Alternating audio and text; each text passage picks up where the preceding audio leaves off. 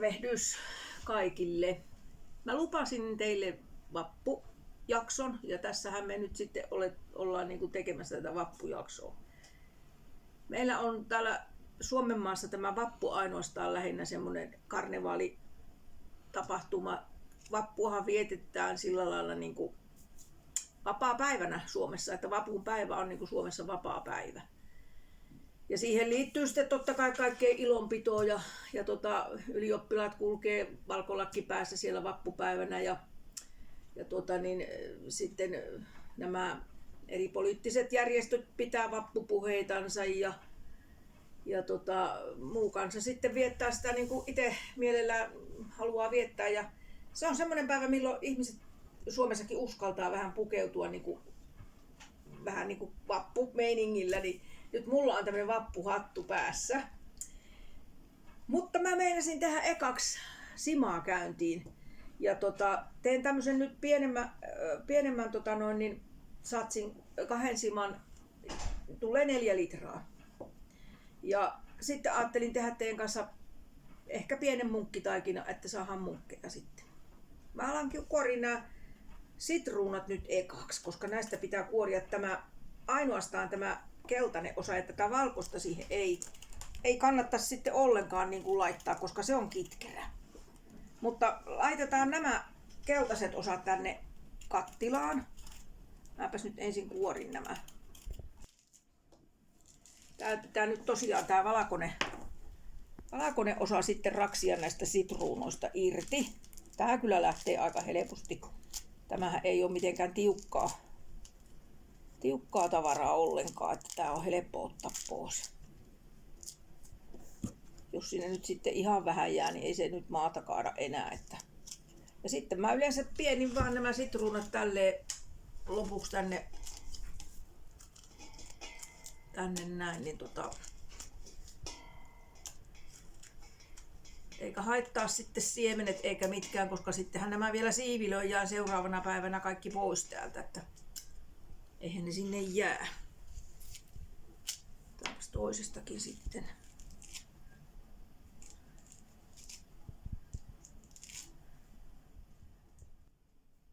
Sitten oleellinen asia on tämmöinen fariinisokeri ja pannaan sitä tähän mä panen tähän nyt tämän puolikas pussia, koska tämmöiseen pieneen satsiin ei tarvitse panna kuin 250 grammaa ja tässä pussissa on 500 grammaa, niin mä panen tästä niin puolet tähän 4 litran satsiin. Ja sitten siihen laitetaan saman verran suurin piirtein hienoa sokeria, eli tämä nyt on kilon pussi, niin ei tästä nyt mene kuin 1/4 tästä kilon pussista. Pannaan auki vähän enempi sitä. Se on varmaan ehkä just tommonen. Ja jos sinne nyt vähän enemmän lupsahtaa sitä sokeria, niin ei se nyt maata kaada, sehän nyt on vaan sokeria. Sitten tähän pannaan seuraavaksi kiehuvan kuumaa vettä, että se alkaa niinku ottaa nuo aineet ja sokeri sulaa hyvin. Ja mä kaadan sinne nyt veden. Mulla oli tässä veden keittimessä nyt kiehumassa vettä. Ja mä kaadan sen nyt sinne ensiksi.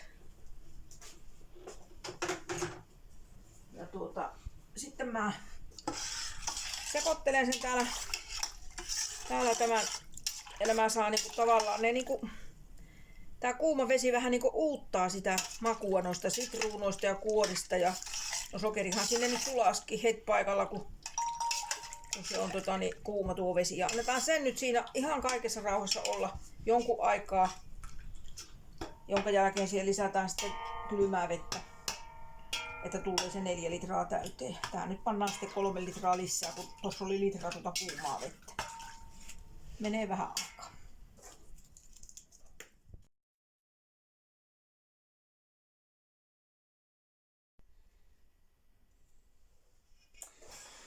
Nyt tää on sen verran ollut tämä kuuma täällä, että mä laitan nyt sitä kylmää vettä tänne 3 litraa. Eli tästä tulee nyt 2 litraa.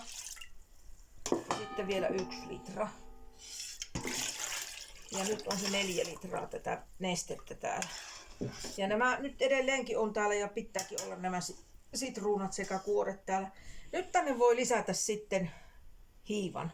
kun se on sen verran, niin kuin, että se ei yhtään polta, eikä että on mielellään kädenlämpöistä, mutta tätä hiivaa laitetaan sitten tosi vähän. Et moni tekee sen virheen, että laittaa sitä hiivaa niin kuin ajattelee, että no ei tommosesta hiivasta ole mihinkään. Tätä on tämmönen rippunen tätä hiivaa nyt sitten. Ja tämä annetaan täällä nyt sitten olla. Mä laitan tähän nyt sitten kannen tällä tavalla päälle. Se saa lähteä käyntiin siinä. Ja se on siinä nyt sitten huomiseen iltapäivään asti ihan kaikessa rauhassa. Ja sitten se siivilöidään, tää sima, ja pullotetaan. Ja jokaikiseen pulloon laitetaan teelusikallinen hienoa sokeria. No sitten rusinoita, kaikkihan ei niitä rusinoita sinne halua, mutta siitä rusinasta on se hyvä puoli, että kun sima on valmis, eli täällä on mulla nyt valmista simaa, niin kun sima on valmis, niin sen näkee siitä, että rusinat on tuolla nousseet hyvin pintaan. Ja sitten se on juonti valmista, ja sitten kun se on pullotettu, niin se kannattaa laittaa kylmään. Et jos se jättää sitten vielä kokonaan niin kuin huoneen lämpöön, niin se saattaa liian äkkiä ylikäydä. Että mä suosittelen laittamaan ne sitten kylmään ne pullotetut simat. Ja sittenhän se on hyvä nauttia, kun se on viileätä hyvän makusta se sima, niin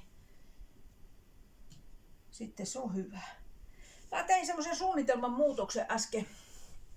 Mä en ole kyllä itse tehnyt moneen aikaan tippaleipiä, mitkä on myöskin siis semmosia perinteisiä. Ja varmaan ainakin, no Suomessa niitä tehdään, ja kyllä niitä varmaan tehdään Ruotsissa missä muuallakin.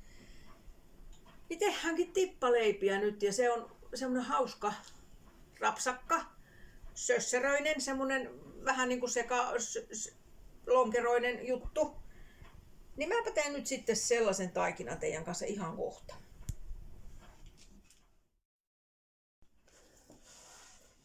Elikkä mulla on nyt tässä tähän tippaleipiin aineet, eli laitetaan kananmunia ensin pari kappaletta.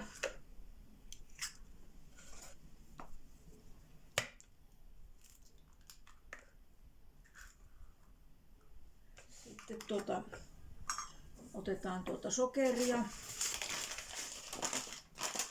Sitä otetaan vain 1 ruokalusikallinen. Sitten otetaan tästä suolaa. Sitä ei tarvitse panna kuin vajaa puoli teelusikkaa, ei ihan puoltakaan teelusikkaa. Ja sitten laitetaan maitoa. Pannaan sitä semmonen desilitra.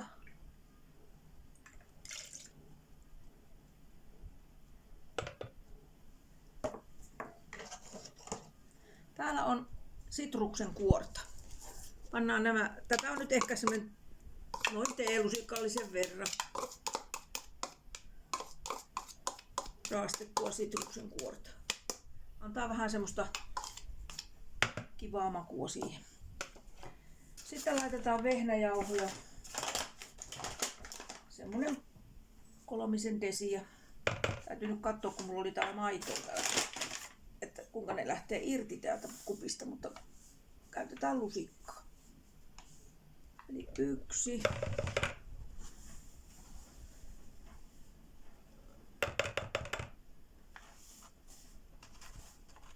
Noniin.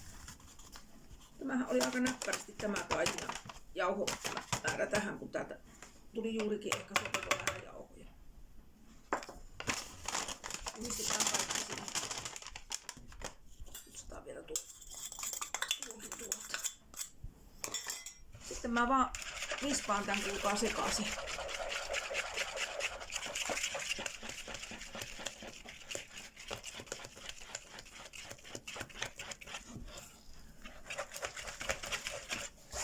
No, mitenkäs tämä?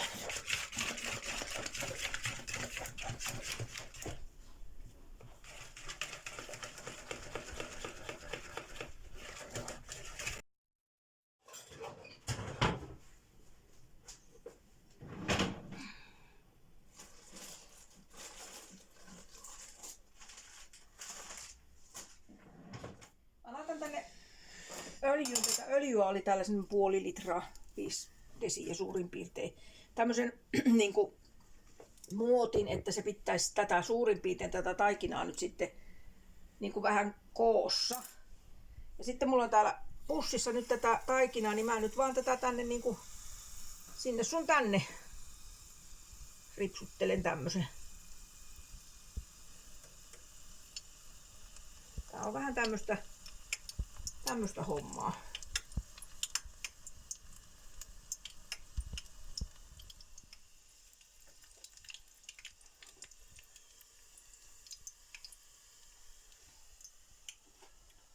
Tähän voidaan nyt ottaa tuonne pöydälle ja panna siihen sitten. Tämmösiä näistä nyt sitten tulee. Laitetaan niihin vähän tätä tomusokeria pinnalle, niin ne on sellaisia tippaleipiä. Täytyykö tästä nyt vähän testata tätä?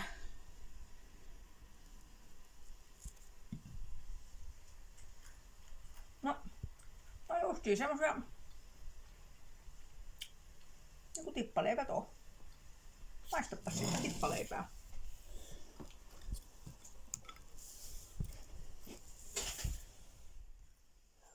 No niin, nyt on sitten vappuherkkuja tehty ja